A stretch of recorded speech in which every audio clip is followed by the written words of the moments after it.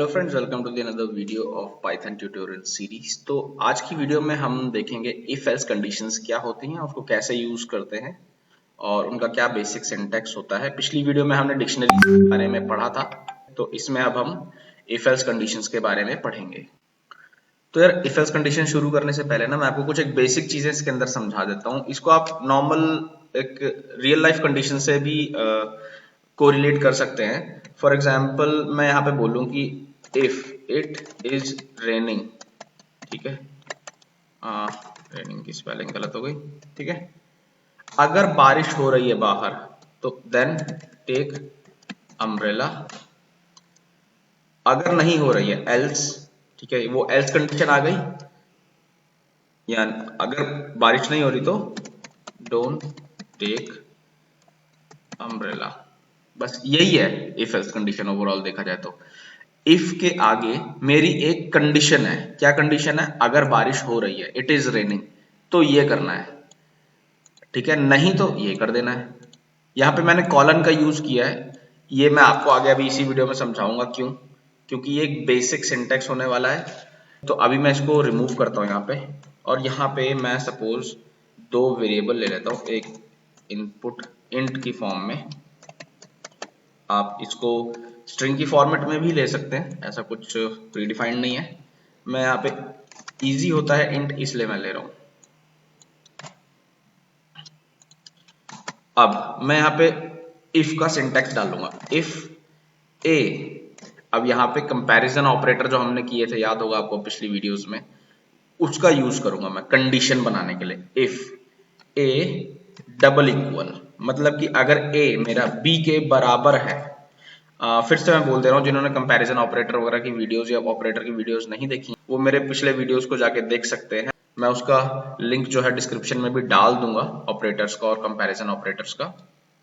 तो यहाँ पे मैंने एक कंडीशन क्रिएट करी है, अगर a इक्वल्स होता है b के, यानी कि इफ के आगे आ गई मेरी कंडीशन, तो ये उसका है सिंटैक्स विद अ कॉलन, ठीक है। ये हो गया मेरा पूरा सिंटैक्स इफ का।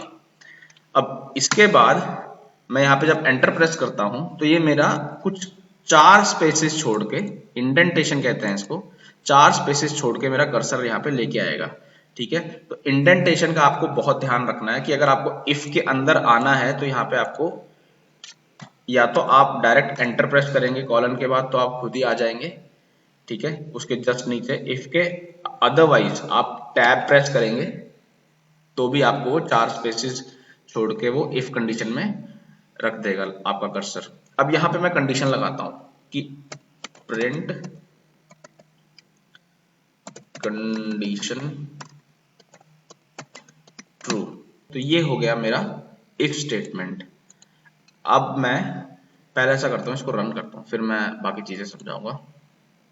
अब मेरे से ये यहाँ पे वैल्यू पूछेगा,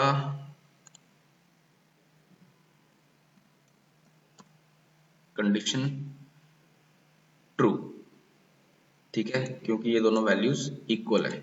अभी मैं फिर से रन करता हूँ, ऐसा करते हैं, यहाँ पे 6 डालते हैं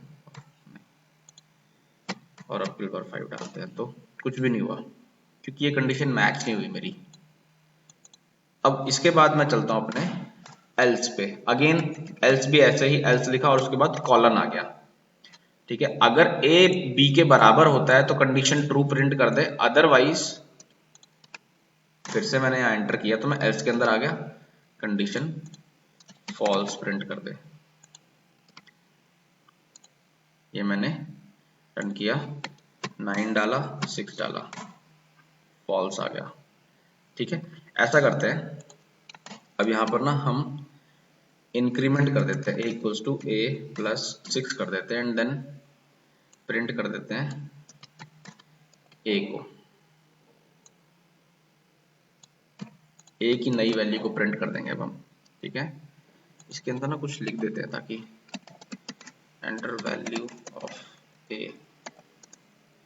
और इसके अंदर भी कुछ लिख देते हैं value of b।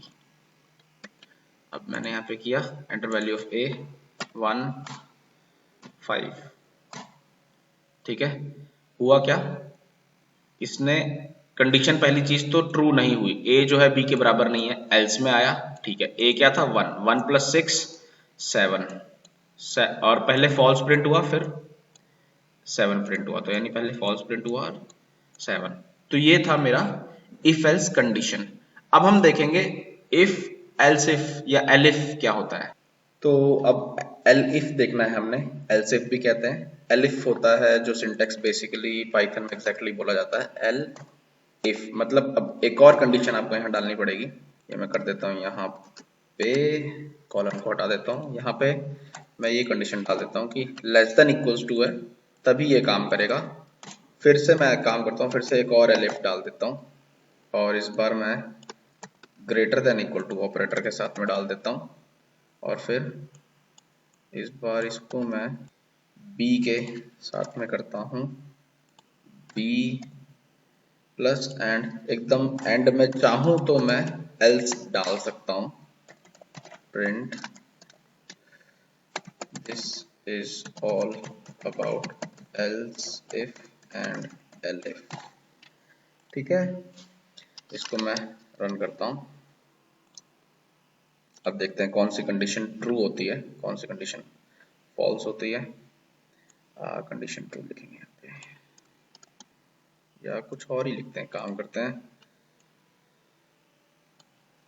A is less than B and B, A is greater than or equal B।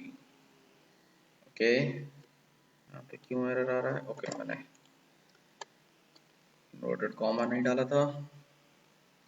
मैं चाहूँ तो इक्वल टू को हटा ही देता हूँ, सिर्फ ग्रेटर देन और लेस देन को लगाता हूँ, क्योंकि अगर ये कंडीशन ट्रू होती है तो भी ये कंडीशंस इनमें से कोई एक कंडीशन ट्रू हो सकती है, क्योंकि वो इक्वल टू भी था ना यहाँ पे। इसको रन करते हैं, अभी रन करके चेंजेस किए थे, फिर से रन करते हैं।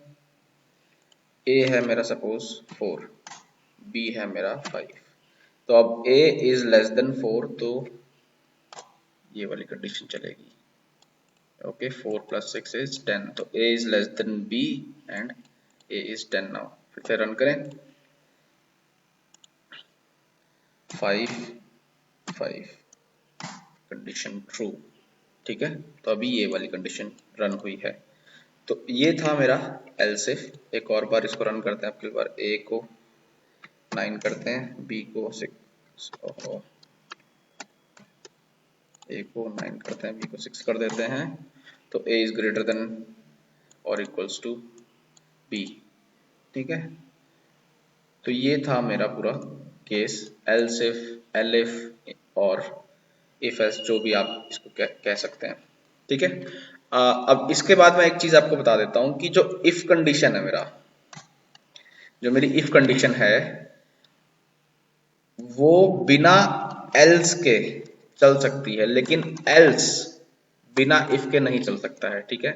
फॉर एग्जाम्पल, अगर मैं यहाँ पे एल्स डाल दूं और इसको ऐसे रन करने की कोशिश करूं तो क्या होगा?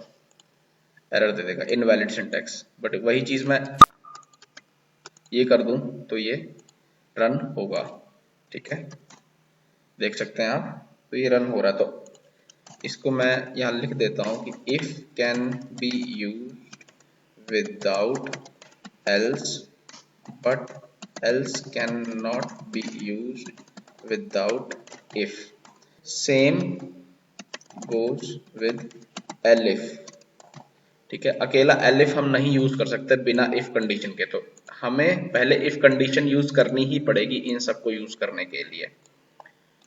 आई होप ये आपको समझ में आया हो। तो ये ही था पूरा इफ एल्स कंडीशन, और अगर कोई भी आपको डाउट हो तो आप कमेंट सेक्शन में पूछ सकते हैं, बिल्कुल।